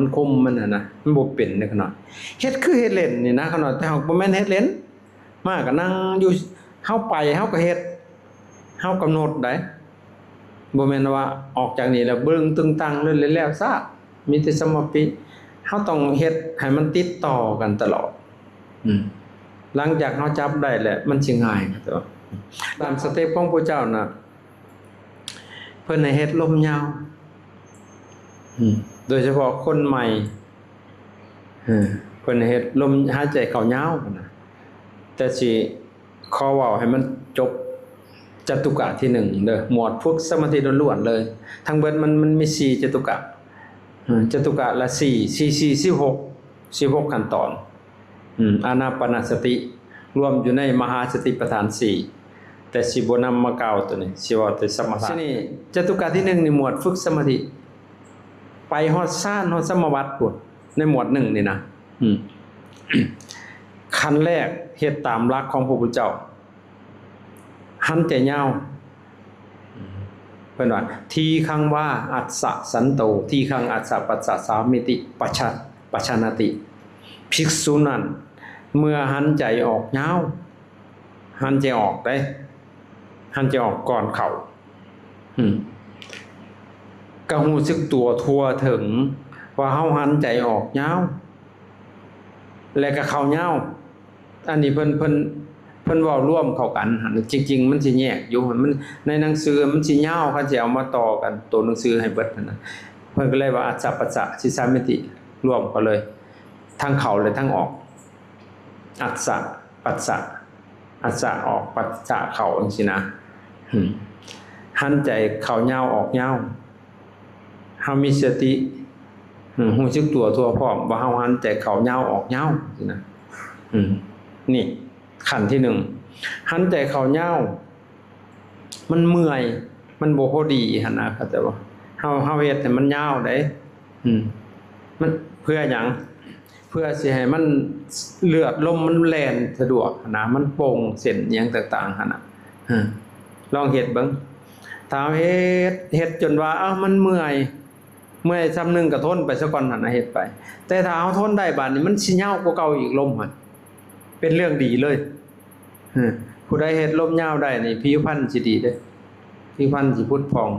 ผู้ที่เจริญอานาปานสตินี่เฮ็ดเบิ่งมันสิเคลียร์อารมณ์ต่างๆหั่นน่ะบ่ต้องว่าอยากให้มันสงบดอกเฮาเฮ็ดนี่นะเฮ็ดแล้วสิก็เฮาสิฮู้มันสิเกิดปฏิกิริยากับเฮาหั่นเด้เฮาสิฮู้เลยเพิ่นยังฮู้ความเฉพาะฮู้จักตัวทั่วถึงว่าหายใจเข้ายาวออกยาวหลังจากนั้นมันเมื่อยเต็มที่แล้วเอาเปลี่ยนบาดนี่รัตสังวาอัสสะสันโตรัตสังอัสสะปัสสะสามิติปชานติภิกษุนั้นเมื่อหายใจออกสันก็ฮู้สึกตัวถึงว่าเฮาหายใจออกสันเข้าสันดังนี้มีเท่านี้เพิ่นบอกนะสั่นซ้ำใดล่ะซ้ำเฮาทำได้อย่าเฮาหายใจสมมุติเฮาหายใจเข้ายาวจืดเข้าไปเฮาก็ลดลงเอาครึ่งนึงอย่างเช่นเฮ็ดจังซี่นะยาวหยาบกับเงยมันสิมีอยู่3ระดับถ้าเฮาสังเกตเบิ่งเฮ็ดนั่นน่ะยาวหยาบตะบิดนะหลังหันก็ยาวเริ่มปานกลางหลังจากนั้นก็ยาวละเอียดคันยาวละเอียดแล้วสิเฮ็ดไปได้เรื่อยๆมันบ่เมื่อยเด้บัดสั่นคือกันเด้สั่นหยาบแล้วก็สั่นปานกลางสั่นอีหลีบาดลางเทื่อมันออกจิกๆคือออกในขมอมนี่ติ๊บๆๆๆคือมันบ่ได้หันใจซ้ำไปแล้วนะมันสิปั๊บๆๆทำอิดน่ะเมื่อยแต่ต่อไปน่ะอยู่ได้เอาล่ะหายใจสั่นมันก็บ่พอกินอีกบาดบ่พอดีมันก็สิร้อนกายนี่นะร้อนไปเบิดเลยบาดนี่หายใจสั่นกับหายใจยาวสิทำให้ร้อนบาดนี่มันสิบ่เจ็บบ่ปวดมันร้อนหั่นนะเข้าใจบ่มันสิบ่เจ็บขาปวดแข้งเด้มันร้อนบุนๆหลังจากนั้นสเต็ปตัวที่3สัพพกายะปฏิสังเวทีอัสสะปัสสะชิตสามิติสิกขติบ่แม่นปชานติเด้บาดนี่ภิกษุนั้นยอมทำในบทที่สาวาเฮาเป็นผู้ฮู้พร้อมเฉพาะซึ่งกายทั้งปวงเอาเพิ่นคือว่ากายทั้งปวงลมนี่ก็เป็นกายตัวนี้กายเนื้อกายนอกลมมันก็เป็นกายอีกกายในลมหั่นน่ะเป็นกายสังขารหลังจากยาวสั่นเฮาปล่อยพอเฮาปล่อยนี่มันสิปรับเองลมหายใจหั่นน่ะอันนี้เว้าย่อๆดอกจริงๆมันเกิดมากมายกว่านี้มันสิปรับมันสิทดของมันเองจากยาวสู่สั้นจากสั้นสู่ยาวมันเฮ็ดให้พอดีของมันเองนะลมมันน่ะหลังจากนั้นลมมันสิแผ่วเบาลงมันสิกระตุกบัดเลยกายนี่นะฮู้พร้อมเฉพาะเพิ่นว่าซึ่งกายทั้งปวงมันสิกระตุกน้ำเส้นน้ำหนังลางเทื่อหูดังหูพุ่นใดลางเทื่อนะมันก็สิเป็นเฮาเบิ่งสังเกตเบิ่งกายก็สิเริ่มเย็นลงบัดระงับลงลมมันก็สิน้อยลงมันก็สิกระตุกน้ำเหนือน้ำโตของเฮาพอมันระงับลงก็คักบาดนี่มันสิคันได้บาดนี่คันยักๆแยกๆนะบาดนี่คือมีแมงอีหยังสิมาเข้าหูดังเฮานี่มันจะก็สิเข้าตาสิเข้าหูเวียนอยู่ในนี้แหละจริงๆมันบ่ได้มีหยังเด้หั่นน่ะลมตามเม็ดเลือดฝอยของเฮาเด้มันสิระงับลงเต็มที่แล้วบาดนี่เจ้าของก็ลงยุบเท่านั้นแหละเก่ายองๆแยกๆแล้วไปจ้างก็บ่สงบบาดนี่นั่นเพราะฉะนั้นครับมันเป็นจังซี่เบิ่งเข้าไปจังหน่อยมันระงับมันสิเศร้ามันสิคันในช่วงน้อยเดียวเท่านั้นนะคันวิถันก็เศร้าโลดระงับลงไปเลยลังเทื่อบาดนี่เศร้าคันแล้วระงับจากตกเศร้าคันแล้วมันสิเป็นคล้ายๆมีเข็มน้อยๆมาทิ่มแทงตามหน้าตามตาตามหัวตามหลังนิดๆนี่คือเข็มน้อยลางเทื่ออาจสิคืออันกายเฮาสิสั่นอย่าคือเฮาเอาไม้น้อยๆไปเสียบในทางน้ำไหลหั่นน่ะมันสิสั่นแล้วรัวๆในกายมันสิเป็นจังซั่นอาการของมันเอาเบิ่งไปลางเทื่อนี่เป็นโตเป็นตนเป็นโตวิ่งไปวิ่งมาน้ำกระตนกระโตเฮานี่คือมันมีตัวตนแล่นไปแล่นมาแล่นไปแล่นมาลางเทื่อนี่เฮาเคยเจ็บหม่องใดมันสิแล่นวีดสลายไปเลย แล่นวีดหายไปเลยมันสิเป็นอยู่ในกายของเราคือมีตัวตนน้อยๆนะแล่นมันสิเป็นซั่นเบิ่งสังเกตเลยแต่ก็เบิ่งลมไปนำเด้เบิ่งลมแผ่วเบาเบิ่งถ้าลมมันหายไปสิระงับไปก็เบิ่งตัวหูบัดหูเมื่อจังซี่น่ะสินี่มาเฮานี่ส่วนหลายนี่สิหลับไปไวเลยผู้ใดให้ลมยาวได้หลายๆบ่ให้ลมสั้นหลายๆปล่อยหลับโลดปล่อยไปนี่หลับบ่ฮู้ทีบนึงเลยคราวเดียวแต่ถ้าสลาดมีสติพอนะพอมันลีลงเริ่มบูบวับแล้วหายใจใหม่โลดหายใจยาวๆใหม่โลดตั้งหลักใหม่ 2-3 เทื่อจังปล่อยบาดนี่มาเฮานี่พระเจ้าเพิ่นเว้าต่อปัดสัมภยังกายสังขารังอัสสะปัสสะสิสามิติสิกติทำกายสังขารให้ระงับกายสังขารคือลมนี่ให้ลมระงับมาฮอดนี่แหละ มันเป็นแต่ก่อนพระอาจารย์บ่ได้ฮู้เด้เพราะเฮาบ่ได้เรียนหลักการเด้อาจารย์เพิ่นก็มาถามเป็นจังได๋ครูบาพ้องยุบเจ้าเป็นจังได๋มันบ่พ้องบ่ยุบมันบ่หันใจเฮ็ดจังได๋ฮู้เนาะเท่านั้นอันมาถามเฮาก็หนีเฮาก็เบิ่งซ้อมเบิ่งมันนั่นแหละฮู้มันเฮาก็ซ้อมเบิ่งมันผัดบ่คือเพิ่นสติบัดน่ะมันบ่หันใจมันมีสมออยู่ด้นอีหลีโอ้ยเอามือมางมมองท้องผัดคอยยับมาบาดนี่เอายังอยู่กายของเริ่มเย็นเลยได้จังหน่อยนั่งไปประตูยาวขึ้นบาดเอ้ามันคือเจ้าขึ้นโตเฮามันยาวๆมันคือมันยืดออกนี่ห่วยกับบริชนหูซื่อๆของเพิ่นบอกไว้หูมันซื่อๆหูหนอเพิ่นว่าเบิ่งบัดนั่งไปนั่งมาห้วยมันคือสูงแท้บาดนี่คือว่ามันอยู่สูงๆเพิ่นเดียวบางขี้ดินอยู่หลุมบ่ห่วยเอามือยือลงมางมเบิ่งอ๋อก็อยู่ในขี้ดินอยู่มันคือสูงเที่ยวงมเบิ่งแต่ขี้ดินนั่นแหละกับงมเบิ่งท้องมันบ่หันใจหั่นเด้บ่เจ็บบ่ปวดคือหมู่ดอกมาเฮานี่แล้วเฮาบ่ได้มื่นตาได้อันอยู่จังซี่แหละคนอื่นเขาสิว่าเฮาเป็นบ้าอยู่เฮาฮู้เบิดนั่งไปมันออกมาจากสมาธิคนเฮามันสู้ทันมันเฮาย่างไปจะคือมันบุไปนี่แหละคือบุอันน้ำไปนี่แหละในความรู้สึกนะตอนนั้นลองดู บ่มีเมื่อยบ่มีขี้เกียจขี้คร้านได้บัดนี้เบิ่งมันเป็นอยู่หั่นลมมันระงับ2-3 มื้อที่มันเป็นหั่นบัดเฮาบ่ได้มีความรู้หยังมีแต่เพิ่นมาถามก็เว้าบ่ได้เว้านำไผเบิ่งอยู่หั่นผู้เดียวเฮ็ดไปบาดนี่มันเย็นบาดนี่ลมมันเบิดมันเย็นสั่นงับๆบาดข้างฉันแกบๆจะคือน้ำก้อนอยู่ในหัวขมองในกระโตน่ะมันเป็นอายออกมาเบิดเลยผิวนี่ใสตอนนั้นแบบพ่องมันกูเป็นหยังวะเฮาไปเบิ่งใส่แดดนั่งตากแดดก็ได้บาดนี่บ่มีร้อนอีกบาดนี่ม่วนคือแสงเดือนนี่มันเป็นเย็นกูไข่บ่วะคันไข่มันก็บ่ม่วนแล้วอันนี้มันก็ซื่อๆอยู่มันก็คักอยู่หั่นน่ะแต่มันออกสะบัดข้างฉันแกะมันเป็นหั่นน่ะเนื้อโตมันอ่อนมันนุ่มมันเป็นลมมันระงับ มันเย็นเฮาบ่ฮู้อีหยังตอนนั้นมันก็เป็นเฮาก็คุมเฮาก็เบิ่งมันอยู่หั่นแหละเข้าใจบ่หลังจากนั้นมันเกิดมันเลยตัวนี้ไปมันเกิดปีติโตเบาคือสิเหาะนี่เว้ยเอ้าบาดมันคือเบาได้ย่างก็เบาคือบ่ได้เหยียบขี้ดินนี่เว้ยย่างหาก็ได้มันตัวเบาตัวลอยมันมีแสงสว่างอีกแจ้งจะรับตาก็คือเหมือนตาเอ้ามันจังไดกันเฮาก็งงอยู่หั่นน่ะมันเป็นเห็นบ่ตอนน่ะบ่ทันฮู้เรื่องอีหยังแต่ว่าฮู้แต่ว่ามันเป็นจังซี่เห็นบ่หลังจากนั้นก็เริ่มเป็นต่างๆนานาสารพัดไปเป็นภาพเป็นนู่นเป็นนี่เป็นเสียงมาอีกแล้วบัดเลยสุนี้ไปสุขบาดนี่สุขแท้สุขว่าบาดนี่สุขจนจักสิว่าได้อันสุขหั่นน่ะจนบ่มีแนวเว้าสุขหนออยู่เบิดมื้อเฮาบ่ได้เว้าออกมาเป็นความนั้นดอกเว้าอยู่ในใจสุขหลังจากนั้นผิดทางเลยเพราะว่าบ่มีปริยัติ ปริยัติเป็นว่าสุขะปฏิสังเวทีพอหอดมันระงับแล้วมันจะเกิดปิติเนาะปิตินี่เฮาก็หลงได้เลยแล้วเกิดปิตินี่หลงเลยแหละหลงเหาะๆพุ่น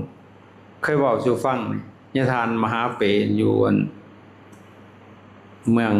มาปีนี่เด้หลงเหาะพุ่นตัวอันนี้ก็ได้มันเกิดปิติมันตัวเบาตัวลอยขณะที่มันตัวเบาตัวลอยพัดมีเสียงออกมาอีกได้ว่าสิมีคนสิมาฆ่าเจ้าเด้เอาไปเลยเด้อบาดถือปืนมาพร้อมมีไปเหาะถ้าแม่ว่าซั่นหวดปัดคือเด้แต่ตัวปัดเบาๆบัดมันกระคุมมันสั่งไปเหาะปึ้งโลดบาดสิเหาะสติบะเลงเคงคางลงกุฏิพุ่นมึนเบิดเลยบาดเนี่ยลงไปหอดมันปัดบอกแน่ไหมได้บัดกูบอกแล้วว่าจะเหาะปัดวายได้บาดไปเอายามากินปัดว่าพูดย่างไปทางนี้เลี้ยวซ้ายเลี้ยวขวามันอยู่ในหันแต่บาดเสียเอาป้าเปื่อยเอาได้มันจังเข็ดปัดวายเอาละบาดบ้ากินหัวเลยด้วยบาดไปน้ำมันเลยบาดเห็นบ่นั่นแหละ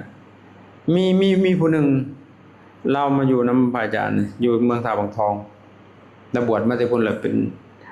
แล้วมาอยู่ปฏิบัตินำหลังจากหันกะเราก็ไปเฮียนมหาที่วัดพิษโชครามแล้วก็ไปปฏิบัติก่อนเพิ่นสิเป็นได้ปฏิบัตินำอาจารย์สายพลอยู่พิจิตรกลับมาแล้วบ่ไปเฮียนมหาเลยสิปฏิบัติเพิ่นว่ามันคักเพิ่นว่าเอาไปเฮียนก็เลยมันเฮียนสิสอบแล้วประโยค3แล้วจบเนาะทำเองเฮ็ดจังได๋บาดนี้มันเกิดปีติเกิดสุขมันหลงปุ้ยพระพุทธเจ้านี่คือมาดีเที่ยบาดนี่รถอยากเป็นพระพุทธเจ้าเพิ่นน่ะโอ้หัวโป่งโคโลดขึ้นนี่เนาะเซียนน่ะนะเฮาเป็นพระพุทธเจ้าแล้วบาดเพิ่นว่าเดี๋ยวสิแต่งองค์นี้เป็นวินัยทรเพิ่นว่าองค์นี้เป็นธรรมกถึกบาดเพิ่นเพจังซี่เด้เพิ่นนั่งหะเพิ่นเป็นพระพุทธเจ้าน้อยเขาเลยแปลกเขาเลยมาแล้วเพิ่นเลยเงียงเพิ่นเขาย่านเขาบาปย่านมาส่วนหัวพระพุทธเจ้าหน่อยเพิ่นน่ะเงียงไปเงียงมาอยู่เขามาใกล้ลูกยางเขานางนำมันแล่นบัดห้วยวิ่งเลยพระพุทธเจ้าหอบเลยสุดท้ายไปสึกเข็มอยู่สีมหาโพธิ์เขาเอามาส่งให้พระอาจารย์4ปีแต่ละบาทอยู่หั่นมันวิปลาสแล้วมันเอาบ่ได้บาทนี่มันเลอเลยเด้มันแหละพวกปฏิบัตินี่อาจารย์นี่วิตกอยู่แนวนึงถ้าเฮาบ่มีประสบการณ์เอาเขาเจ้าบ่ได้เด้พระนี่คันติดสภาวะนี่หนีโลดมันบ่อยู่มันป่วงโลดได้ย่างหวนโลดนี่ตอนไหนเป็นน้อยมันเป็นแต่ใครแต่มันย้านทำอิฐมันบ่ทันย้านค่อยได้ระวังมันบ่ฮู้ดอกค่อยซ้อมอยู่ทุกอย่างก้าวของมันสังเกตเบิ่งจังได๋ก็มันต้องเจอยานก่อนมันจึงสิบ่ไปมันเฝ้าอยู่ตอนนั้นค่อยสิไปอินเดียเด้ว่าคันค่อยไปเสร็จเลยค่อยบ่ไปสละเลยตั๋วเครื่องบินให้ครูบาไปมื้อคืนต่อมาแหละมันมาไหว้พระอยู่ดีๆเว้ยไหว้พระไหว้ไปมาเลี้ยวบักยะคู่ตาเป็นแสงย่านเลยว่ายะคู่เลี้ยวบางเพิ่นเป็นแสงบ่ตาเลยเลี้ยวบางอีหยังก็มีแต่ตาเลี้ยวมันจ้องมันผู้เดียวแล้วห้วยลูกเหลอแล้วละบาดนี่ก็ย่านบ่หัวมุดเข้าน้ำน่ะเชื่องแต่หัวได้เด่นก้นขี่ไปเฮ็ดพะโวอยู่เชื่องหัวไว้น่ะมันย่านเปิดออกมาพอเดี๋ยวเห็นตู้เย็นเพิ่นมีตาอีกอ่านไปอีกบาดนี่ย่านเดี๋ยวเห็นอีหยังก็เป็นตาเบิดลักหัวก็เป็นตาหัวมันย่านติดบาดนี่เห็นบ่อาจารย์เมื่อยถ่าแล้วเป็นรออยู่กุดจังหน่อยเห็นคำลายจักอาจารย์ติงมันเลอะได้บ่ซั่นแม่นแล้วก็เลยมันไปทางใดหัวมันสิแล่นออกนอกอาจารย์ก็ลาดโดยทางไปทั้งหมดมันไปบ่เป็นมันขาแข็งก็ย่านเพิ่นย่านก็ย่านแท้ย่านคักได้วะมานี้ก็เลยว่าจนสิได้หามไปก็เลยบอกวิธีให้แป๊บเดียวเซามันเฮ็ดเห็นบ่ไปเด้บาดนี่มันย่านได้บาดนะเข้าทางบาดหลังย่านทุกบาดทุกจนกัดผ่ากันงอนมันทุกมันให้หาทางหนทางออกได้ล่ะนี่มันเป็นตอนนั้นจะสิเป็นบ้าแต่คนอื่นเฮาย่านเบิดแต่ข่อยบ่ได้ย่านข่อยหัวเสือมันต้องเป็นจังซี่ก็เลยว่าพอหยังข่อยเป็นมาแล้ว ก็ฮู้ว่ามันเป็นเพราะอีหยังครับแต่ว่าพระแต่ว่าพระเฮานี่คันเป็นอย่างนี้หรอกยากมันสิป่วงมันสิมีมานะทิฏฐิมันบ่ฟังดอกไปโลดเรียบร้อยแล้วคันไปในบ้านนี่ถ้ามันหายไปก็มีทิฏฐิมานะเกิดขึ้นเพิ่นบ่ได้ฮู้ได้ว่ามันเป็นอีหยังหั่นน่ะครับแต่โยมนี่ดีแล้วนึงมันบ่กล้าไปมันยากเพิ่นว่ากูยากนำสภาวะนี่กูจักเมื่อเด้ถึงมาอยู่เฮือนสวยๆเมื่อมันเป็นอีกแล้วบาดเนี่ยเอาหลงที่บาดมันลืมเบิดเลยบาดเนี่ยเอาของมันเฮ็ดตามอยู่บอกกำหนดเบิ่งลมหายใจจิตมันสลัดสัญญาบาดนี่เอาที่มันอยู่ในปัจจุบันนี่มันบ่ไปอดีตบ่ไปอนาคตอยู่ในปัจจุบันนี่บาดนี่เอาต้มก๋วยเตี๋ยวก็สิเอาแฟบใส่หม้อก๋วยเตี๋ยวให้เขากินได้บาดเขาเอาเงินมาทอนก็จักแม่นอีหยังบ่ฮู้เรื่องเลยบาดนี่เอาเลยบอกอีร้อยมึงผ่านมาวัดเด้อว่ะมึงอย่ามึงขี่มอเตอร์ไซค์ฮอดสวรรค์หล่นบ่จักหม่องเลี้ยวเด้อเขามาส่งให้อยู่วัดบาดนี่3ปีเลยเด้มันอยู่ในนี่หากว่าชาวบ้านแต่ว่าคันผ่านปุ๊บบ่อยู่นี่แหละอาจารย์เอาจากประสบการณ์ตัวนี้พอมาฮอดปิตินั่นให้ฮู้พร้อมเฉพาะซึ่งปิติจบหันจะเข้าหันจะออกหลังจากปิติเบิดปิติไปมันสิเข้าสู่สุขพอปิติกับสุขบ่แม่นอันเดียวกันบัดสุขนี่สุขพระพุทธเจ้าญาณเฮาหลงเพิ่นก็เบรกไปเลยสุขะปฏิสังเวทีอัสสะปัสสะสิสามิติสิกติฮู้พร้อมเฉพาะซึ่งสุขหันจะเข้าหันจะออกดังนี้อย่าฮู้มันแล้วฮู้ว่ามันสุขซื่อๆเข้าใจบ่ถ้าเฮาบ่กำหนดฮู้หั่นนะมันสิปรุงมันสิเกิดจิตสังขารปรุงไปเรื่องบุญและปุญญสังกัปปะจิตเข้าถึงบุญมันลายได้หันลายเพิ่นลายหมากไม้ได้บาดให้เพิ่นมาสุกเนาะเพิ่นสุกนั่งขี่อยู่ประเทศบ้านโทรหาหมู่เพิ่นก็อีร้อยมึงฟังกูอยู่บ่เพิ่นว่าหัวมันฮอดตี4เดี๋ยวมันสิฟังอีแม่ซะติมึงฟังกูอยู่ว่าเพิ่นว่าเพิ่นเทศนั่นขี่รถลัดมันผู้นำพาเจียแมวไปห้องหมอผู้นี้บัดลัดอย่ามันไปป่าสินำเทศนั่นมึงดูมันสุกกันยังวะมันบ่แม่นเรื่องดีได้มันปรุงมันมันปรุงแต่แนวดีแต่พอปรุงมากๆบาดนี้สมาธิสิขาดเคลื่อนจิตสิอ่อนเพลียจิตอกุศลเกิดบาดมันสิเป็นหั่นเข้าใจบ่มันเอาเพิ่นสารพัดโน่ถ้ามันอาจารย์ปานไปมันเป็นบ้าเลยตอนก็เลยว่าโอ้บ่ได้มีของเก่ามันอยู่ในนี้ต่อยอดให้มันแต่ว่าเฮาบ่เป็นอีสังเว้ยมีแต่เฮานอนเห็นบ่เฮ็ดบ่ถือมันก็บ่เป็นเด้หยังว่าเฮ็ดถือมันต้องเป็นเฮ็ดเล่นๆหัวเป็นนี่แหละที่อาจารย์นำดันไม่ออกผัดเป็นลูกศิษย์อาจารย์ผู้นึงอยู่อเมริกาแพงก็เป็นคักอันนั้นน่ะโอ้ยหยังว่ามันมีแต่ไม่ออกเป็นพระเฮาบ่ค่อยเป็นพระเพิ่นมีแต่พุ่งบาดนี่อยากป่วงบาดในพระครับ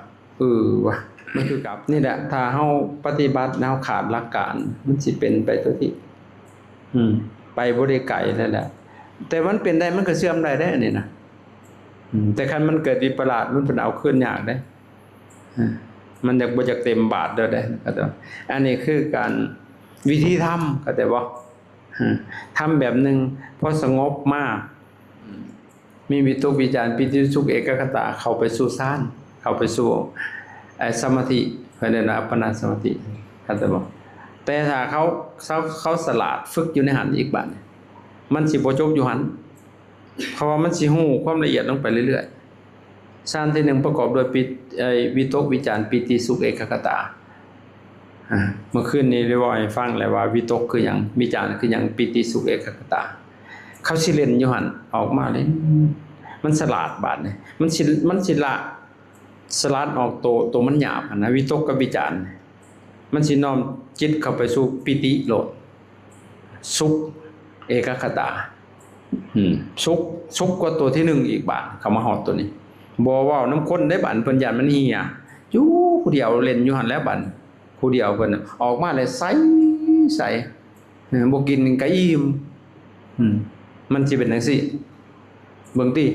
บ่แม่นว่าหย่องมันต้องอีกเป็นหน่อยเป็นนางเฮียมันก็สิใส่แต่มันคันยามมันบ่หายคันมันหายก็คือว่ามันมีปีหยักเกิดกำลังมันแห้งเด้กำลังสมถะนะเข้าใจบ่โกรธก็โกรธแห้งเข้าใจบ่มันสิใสคนมีสมาธิมันสิพองเข้าใจมันสิออกมาแต่ข้างในบาดนี้มันเล่นไปมันสลาดไปอีกบาดนี่